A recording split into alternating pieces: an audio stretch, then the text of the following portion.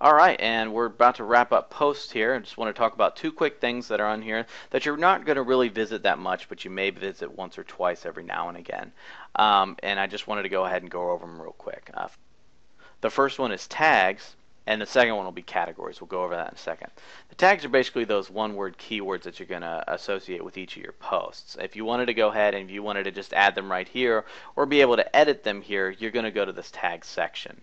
Some themes, but not many, once again, are going to utilize a description of a tag. So maybe if you wanted to use that, you can, but it's not really something that's very big that you needed to do. The categories section is something that you might want to visit. The categories basically is pretty self-explanatory. You have a category name and sometimes a description, but once again, check with your theme on that. But the major thing about a category is you can have this thing called a category parent. Basically, you can set up subcategories within your site for your posts. So let's say if we're using the example of Apple again, well, you can have maybe, let's say, an Apple category, but then you can have subcategories of each of its products, such as the iPhone, the iPad, the Mac Mini, the Mac Pro, so on and so forth.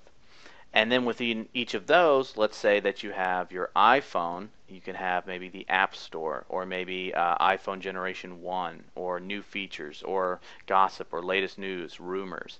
So you can kind of nest them upon each other and have a much more structured setup of your blog. So that pretty much does it for categories. One other thing that's a really useful option inside of categories is if you go to your category section and you can see the different options that are available, you can also see how many posts are in your category.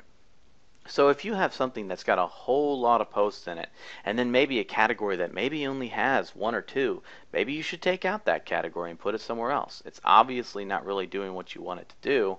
So this is kind of a nice little overview of exactly where the most of your blog content is basically being directed.